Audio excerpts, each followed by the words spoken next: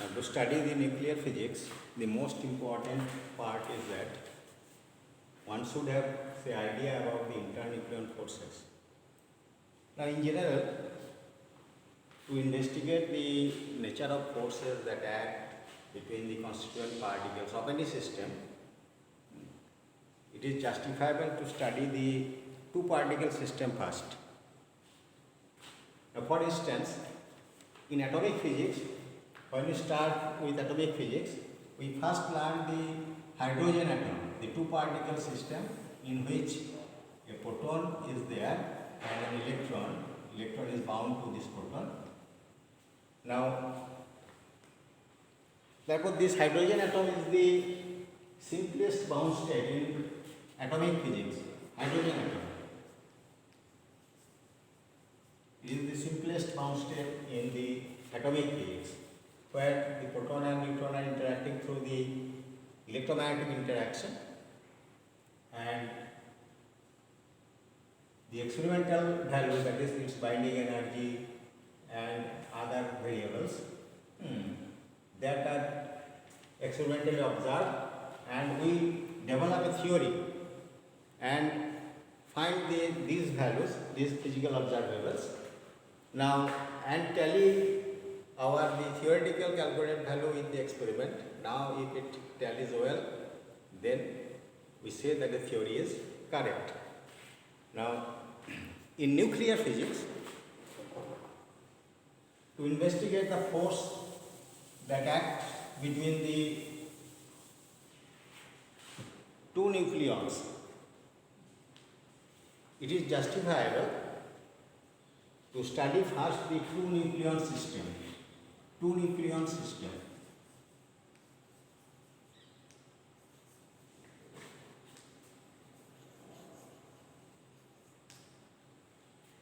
Now, what are the two-nucleon system? These are two nucleons are involved. One is proton-proton system, proton-proton, or the neutron-neutron system,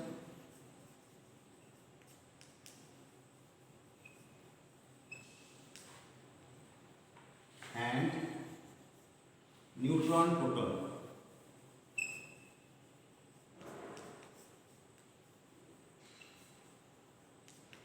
So there are the three systems, two nucleon system, two protons are involved, two neutrons, or a neutron and a proton. Now, out of all these three, the last one is the bound one. That means the neutron-proton system exists in bound state, and that is the deuteron. So, deuteron is the simplest bound state in nuclear physics. So,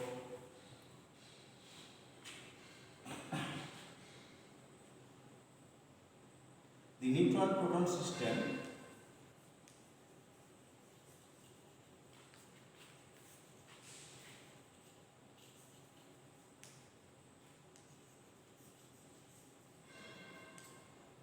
that is called deuteron exists in bound state.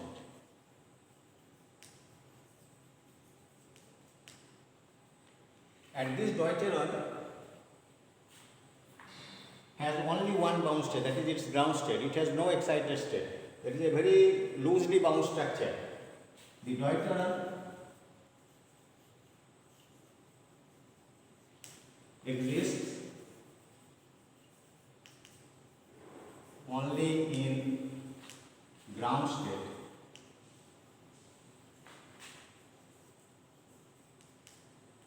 That is, it has no excited states. It has no excited states.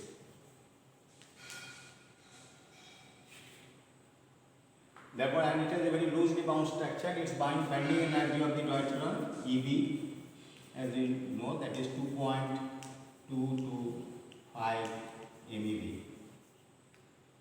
The loosely bound structure.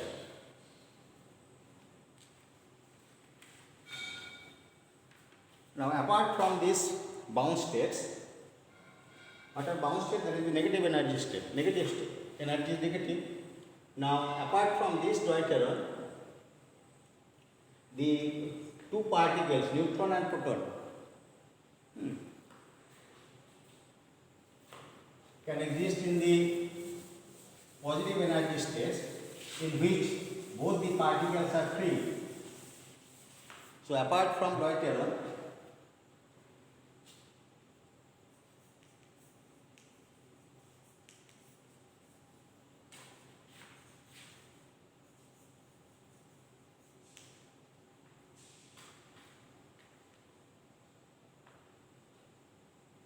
the NP system, neutron proton system, can be studied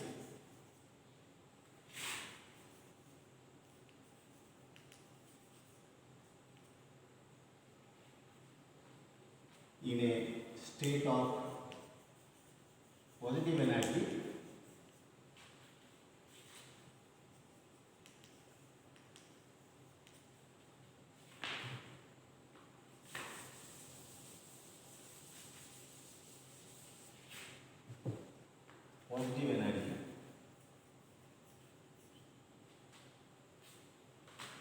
in which the particles are free.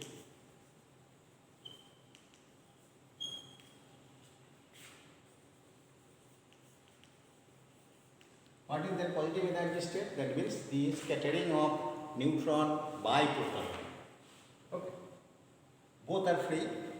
The proton is the target and the neutron is the projectile. Now, naturally, question may arise that whether the neutron can be made as a target and proton as a projectile. The answer is in the negative, because the neutron cannot be used as a target due to its very small lifetime, and proton has a long lifetime, longer lifetime. So proton is in general is used as the target and the neutron beam is the projectile. Now, so there are two kinds of data exist. One is positive energy state data, another is the bound state data. So two different kinds of experimental data exist. Two different kinds of experimental data exist.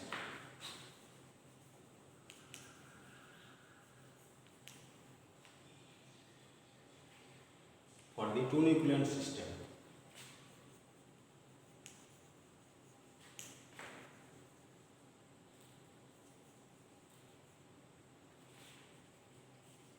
The first one is the bound state. The first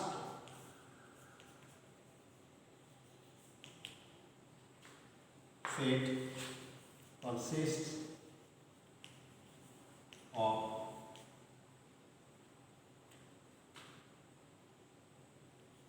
the result of a study of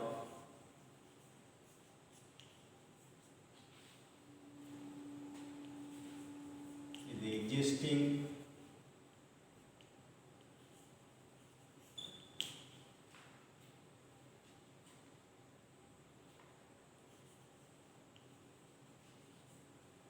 bound to nuclear system.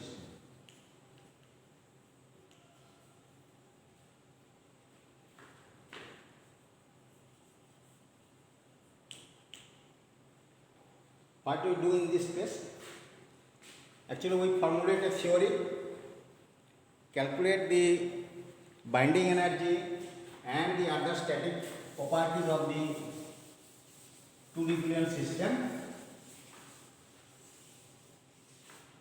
In this set, what we calculate?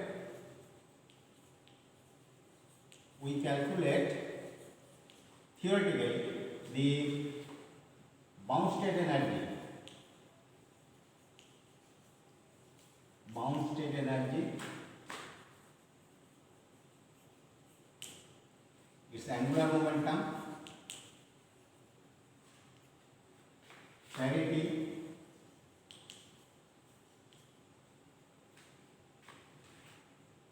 say magnetic dipole moment,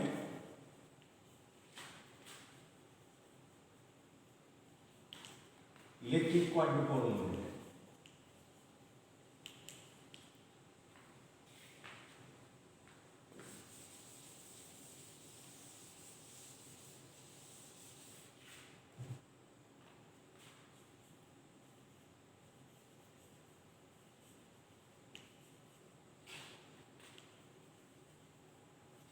And the size of the deuterium.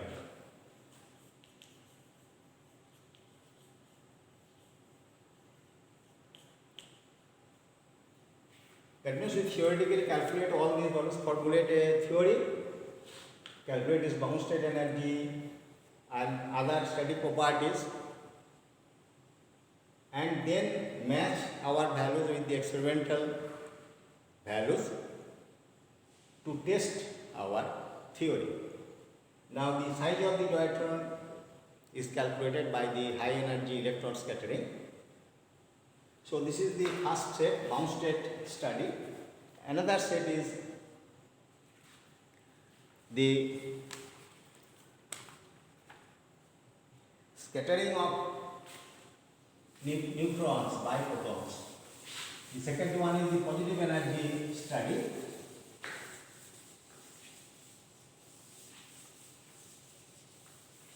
The second set, it consists of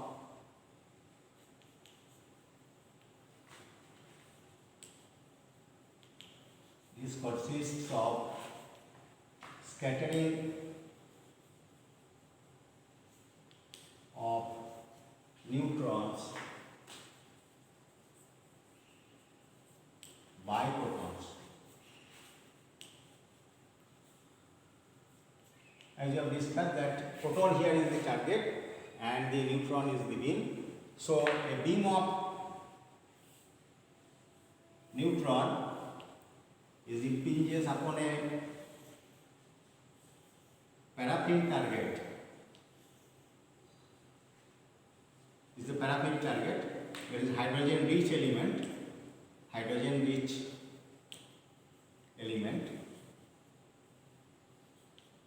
and this is the neutron beam. Now when this neutron beam falls on this hydrogen rich element, now some of the neutron will be captured by the protons, because the hydrogen atom is there to form the deuteron, and majority of them will scatter from this, and some gamma ray will come out of this. Why gamma ray is coming? Because when the deuteron is formed, neutron is captured by the proton, deuteron is formed, that means some bound state energy is there, and as we know, when the constituent particles form a bound state, some energy is released, that is the binding energy. So the binding energy of the deuteron, that will be released in the form of the gamma rays, and the other neutrons and protons will be scattered at different angles, and by measuring the angular distribution of these protons, scattered protons and neutrons, people get an idea about the nature of the nuclear process, because when the neutron comes in the nuclear field of this proton, then only they will be scattered. So their velocities and direction will change. Now therefore the angular distribution, by measuring the angular distribution,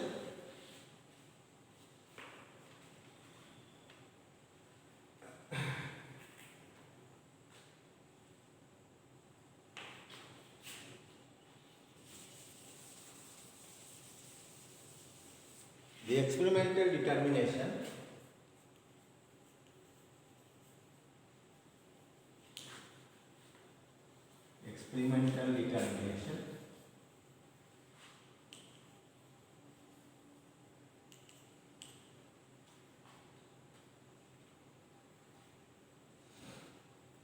the angular distribution of scattered neutrons,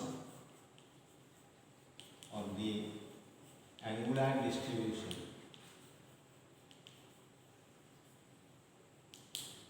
of scattered neutrons and protons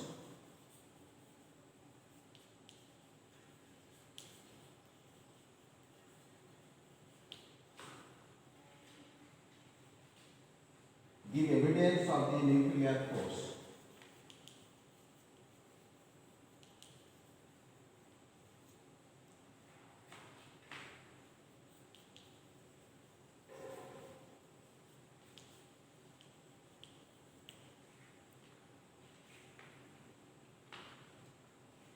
So one is bound state study, another is positive energy study, that is scattering, and this is the most important one because our understanding of the physical processes in the microscopic world, that is in the atomic and subatomic region, is largely based on the quantum theory of scattering. Most of the information we get from the indirect process, this is from the scattering process. So this is the most important one. Now besides these two, there is another process by which one can study the deuteron, that is called the photo disintegration of the deuteron. That means deuteron has a very loosely bound structure, bound state energy is very, very small. So under the action of the gamma rays, photo disintegration, under the action of the photon, the deuteron will disintegrate into a proton and a neutron. So the third one is another method. There is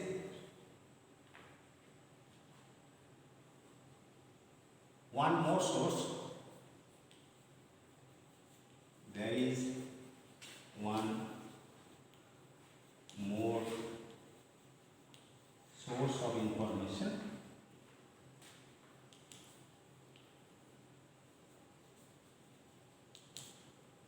regarding the deuteron, that is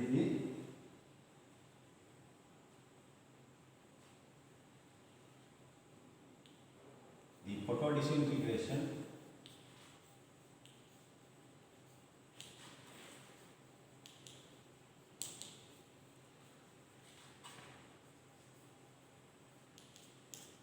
of deuteron.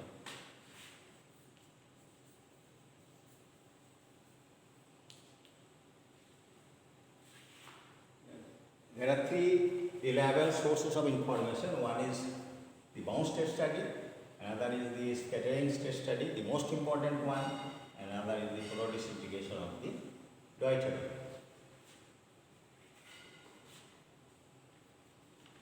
Now this is the neutron-proton system. What about other two systems, PP system and NN system, neutron-neutron system? Now the proton, both the proton-proton system and the neutron-neutron system, they are unbound. These two systems does not exist in bound state because two protons, PP system, does not exist in bound state because the helium-2 is unbound. There is no bound state for helium-2. So proton-proton system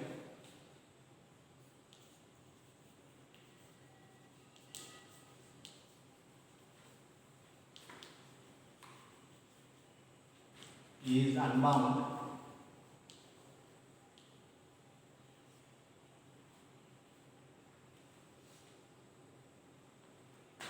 say as helium-2 does not exist.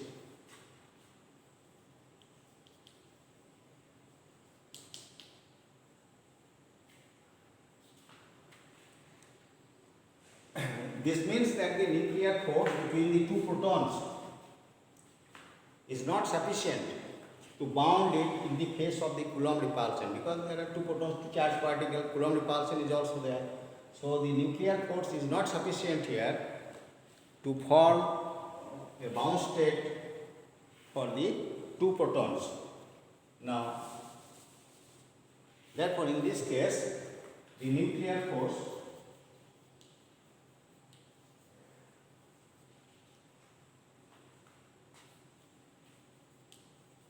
is not sufficient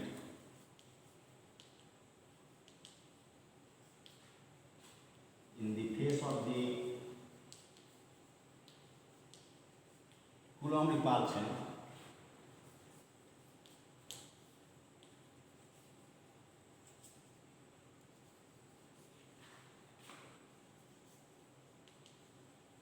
to form a bound state.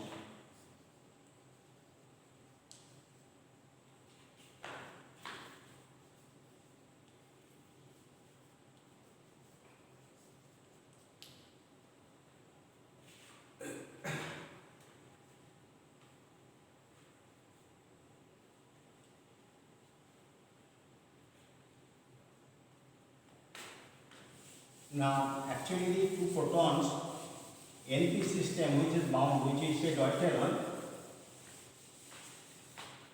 Now, this is deuteron, the NP system.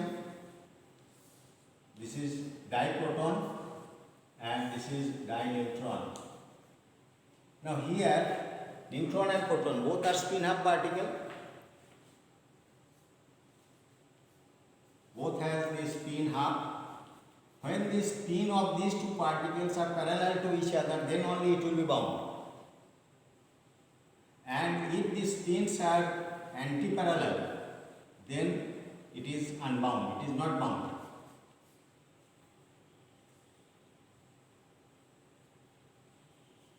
That means this is suppose a neutron and this is the proton. So when the proton and neutron spins are parallel to each other,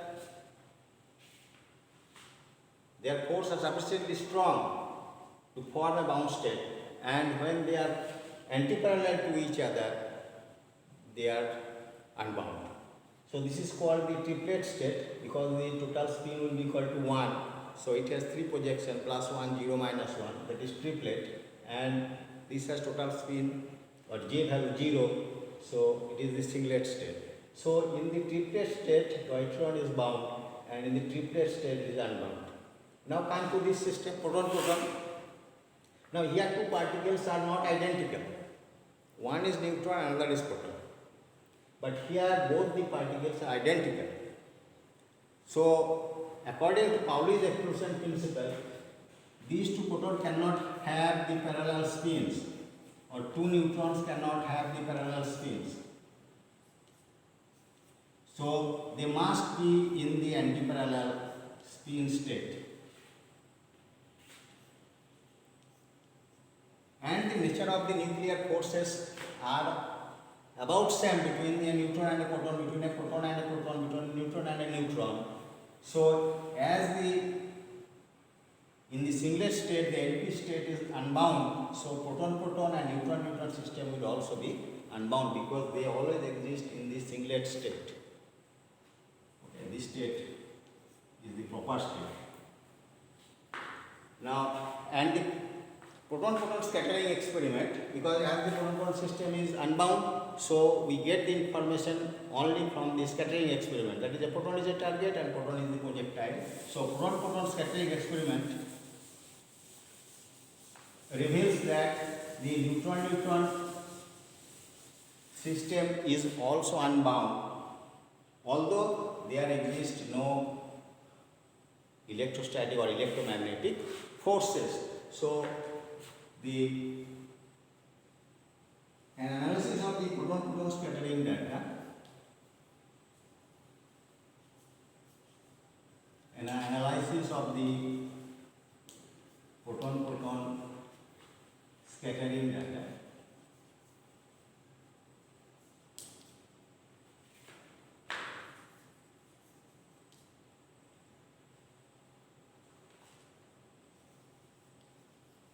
reveals that the NN system is also unbound.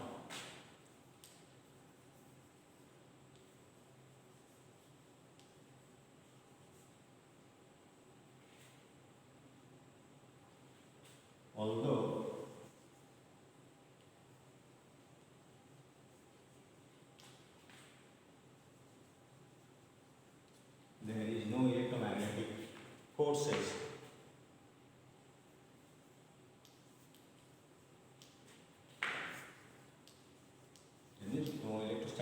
repulsion is there because both the neutrons are uncharged particles, and there is no direct experimental evidence on the neutron-neutron scattering because it is very difficult to perform. Because neutron has a very small lifetime, you cannot use it as a target, so there is no experimental support for the neutron-neutron scattering.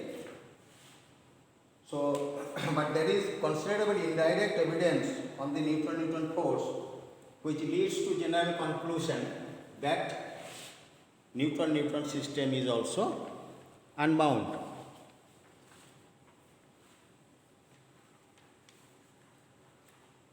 Now therefore, if the NN forces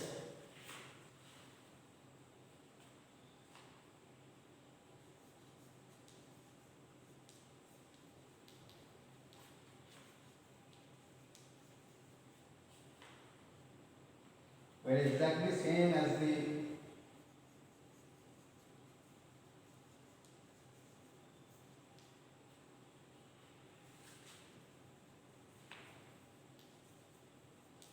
PP forces,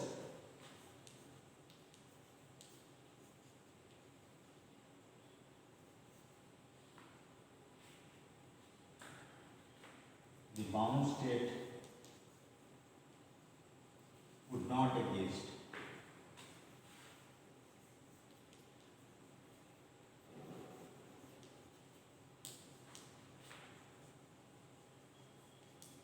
Because the nuclear force, in the case of the nuclear force, the Coulomb repulsion is too small. So here whether the nuclear force between the two protons and two neutrons are of the, or between a neutron and a proton are of the same nature. Because in the case of the nuclear force, the strong force, the electromagnetic force is negligibly small.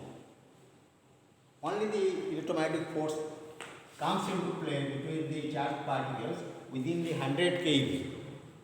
And as we go to the higher energy level, higher energy state, more than 100 keV energy, then in that case the electromagnetic forces becomes insignificant.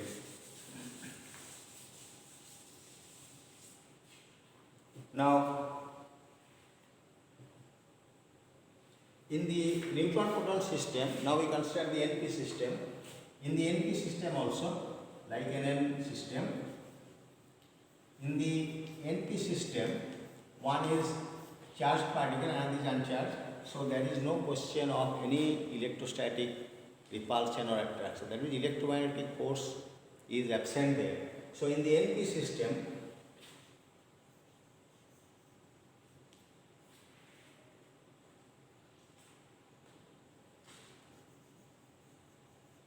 there is no electromagnetic force.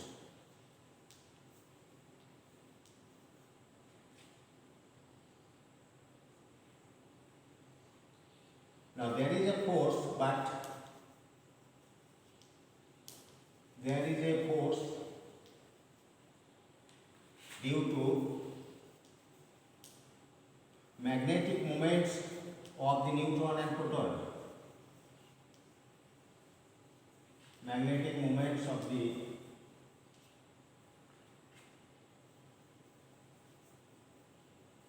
neutron and proton, because both have the magnetic moment. One has a positive magnetic moment, negative magnetic moment, and both have this spin. So these two magnetic moments may interact with each other and it produces a force, but the magnitude of the force of the due to magnetic moment is so small compared to the nuclear force.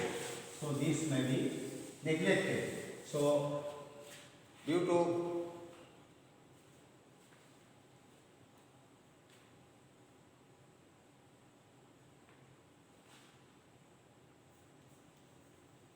this force due to the magnetic moments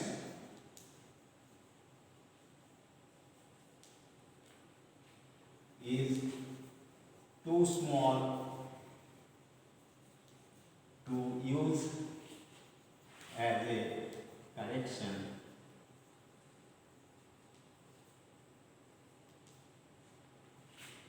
to nuclear force.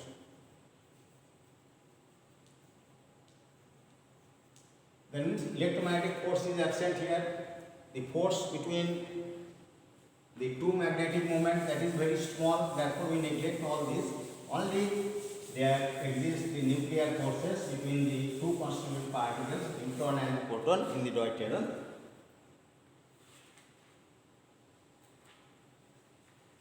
Now, according to Rutherford experiment, there exists a nuclear force whose range is smaller than 10 to the power minus 12 centimeter. The range of nuclear force, according to Rutherford experiment, should be smaller than this, 10 to the power minus 12 centimeter. That is, it is of the order of Fermi, 10 to the power minus 13 centimeter. Now, now,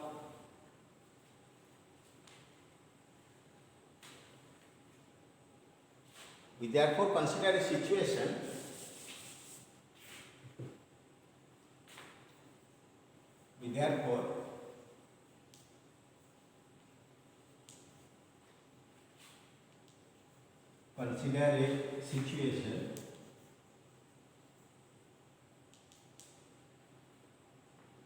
in which no appreciable force acts, in which no appreciable force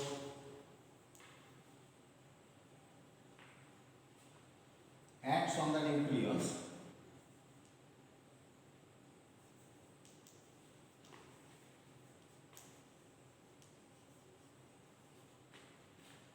as they are far apart.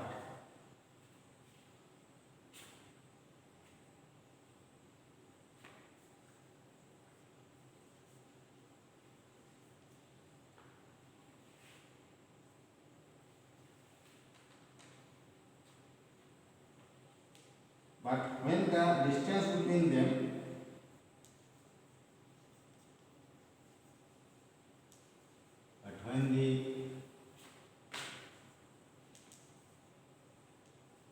distance between them falls below certain value,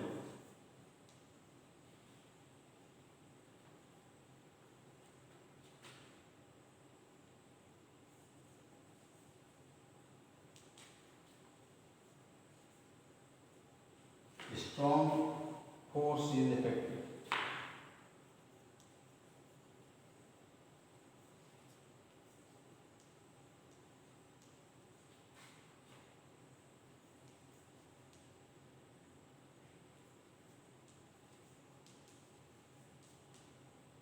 That means when the two nucleons are, distance between the two nucleons are large, there will be no force, no nuclear force between them.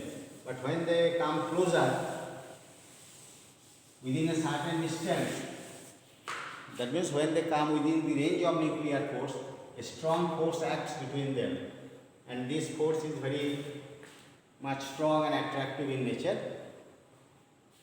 That means a very strong attractive force acts between the two nucleons when they are close to each other, that is within say 2 or 2.5 Fermi, and beyond that there will be no force. So nuclear force is of the order of maximum 3 Fermi for the two nucleon systems, and therefore the situation is that the particles are far apart, no force. When the particles comes within a certain range, a force, strong force acts on this. So this situation can be mathematically expressed in this way. If we consider a potential energy, such a situation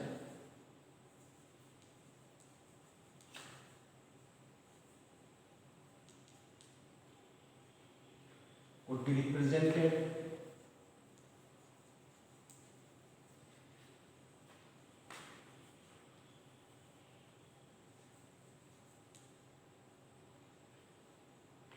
by postulating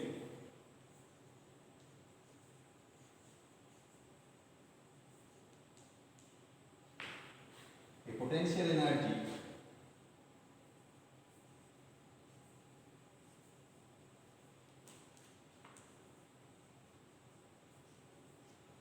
which is of the form, say, V is equal to minus V0 e to the power minus R by Rn, where the V0 is a positive quantity which is termed as the strength of the potential, and R is the distance between the two particles, and Rn is a fixed distance which defines the range of the force. So V0, this quantity,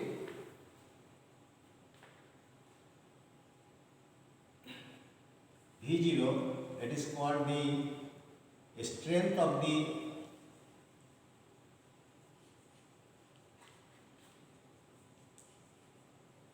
potential.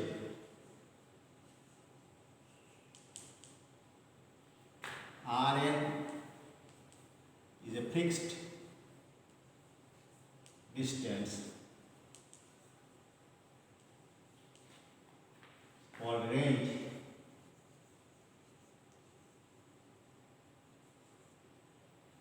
and R is the distance between the two particles.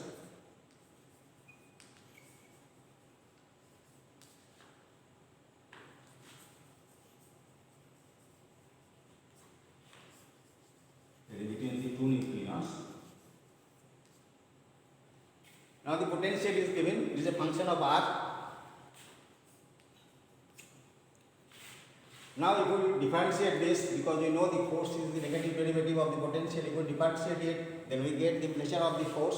Now therefore, one can write the force, expression of force from it. So what will be the force? Now the force is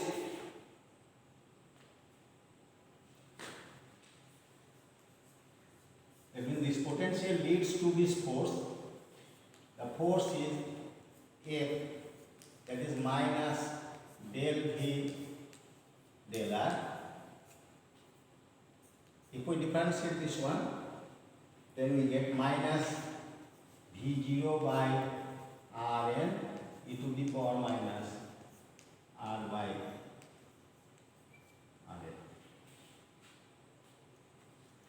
This is the nature of the force. Now see from here,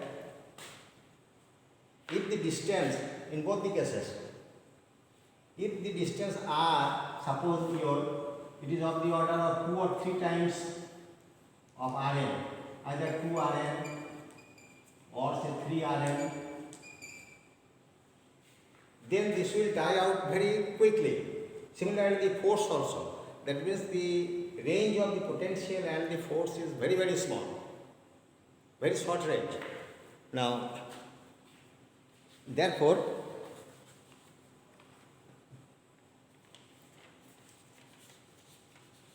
it says that both the potential and forces are very, very small when R is 2 to 3 times of Rn or more.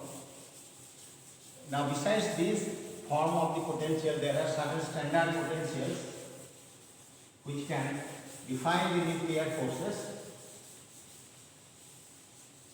The simplest one, the other potentials are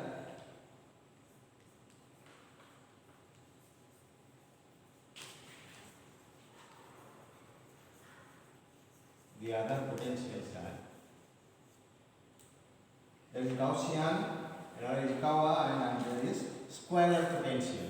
Say V of R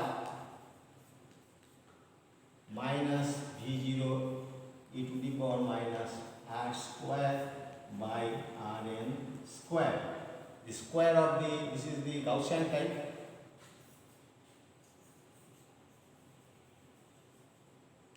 Gaussian potential.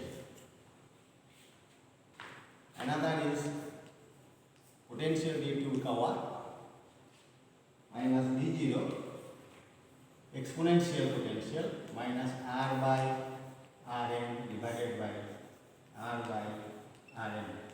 say exponential type of potential. This is due to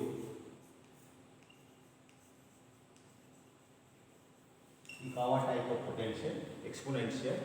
And another is very simple potential, that is the square, it is minus V0 when R is less than Rn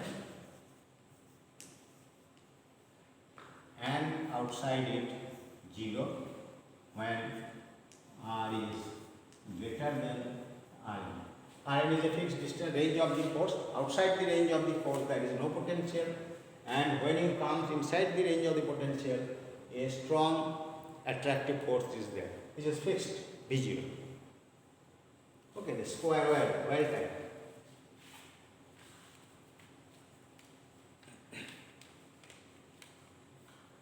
And these type of potentials are used in the calculation because of the mathematical simplicity. Besides this, there are so many potentials are there, because all these, you see, these two potentials are two parameter potential. One is the strength and another is the range of the potential. So two parameter potential, but the nuclear forces are not very simple like this, two parameter. Nowadays there are potentials, the people proposed potentials which have say large parameters, sometimes say 50 to 53 or say 100 parameters also. They fit the different parameters, because not only we consider here the central forces. The nuclear force is not only central in nature, it mostly non-central, because the interaction between the two spins, there will be a force. Interaction between the angle of the spin and the angle of the symmetry axis, it depends also on that. And not only these two, there are some velocity dependent forces, because the two particles or say particles within the nucleus, they are not at rest, they are in incessant motion, they have a motion, relative motion. So the potentials also depend on this relative velocity of these two particles.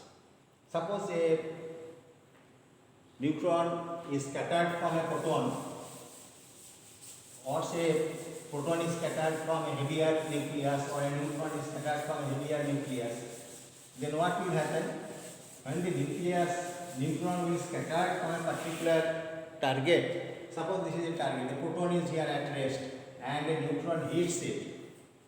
After hitting it, the neutron will come in this direction and the proton will rebound in this direction. So there is some recoil of this proton, and due to this recoil of the proton due to neutron, the potential which will be developed, that will be a function of two variables, r and r prime. R prime is a neighboring point of r.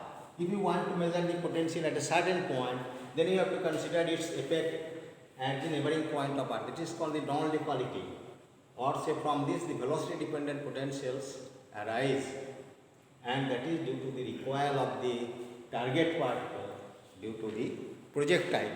So nuclear force is not very simple, but to start with, we consider these simple potentials like square wave or Ikawa or say Gaussian time for mathematical simplicity. Now, and these potentials, these simple potentials,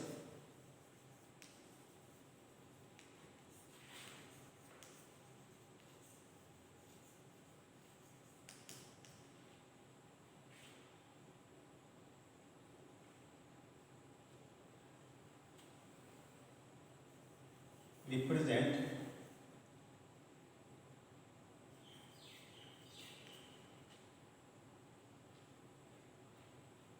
a range of different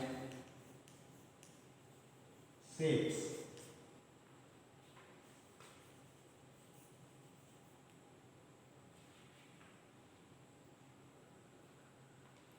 the meaning of the expression,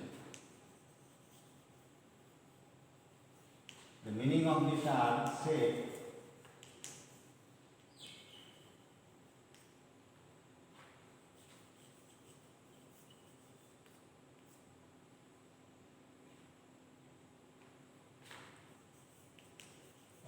potential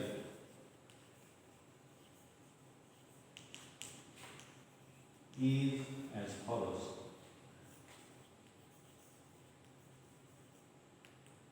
What is the meaning of this shape? If the constants, that means V0 and Rn, V0 and Rn in the potential, that is the range and depth,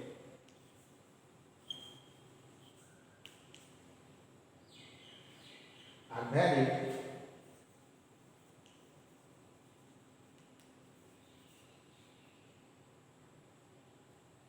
but the functional forms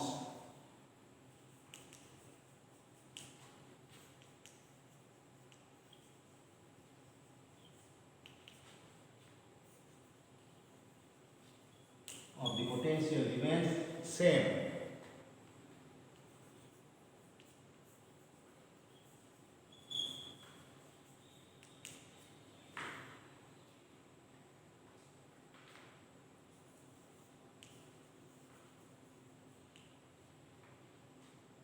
Remains unchanged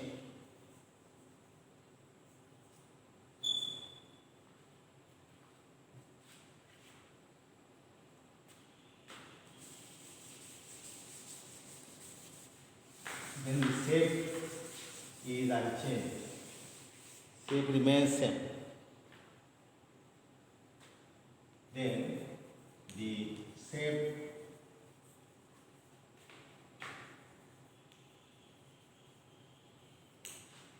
remains same. It is shape independent approximation.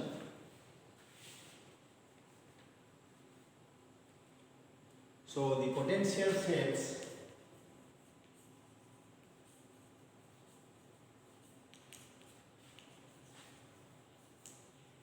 must have two parameters.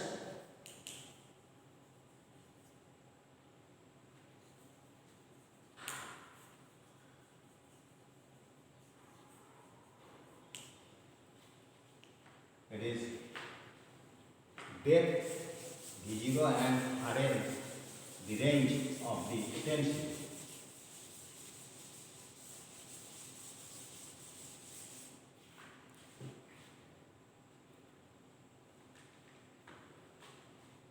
V0, that is depth or strength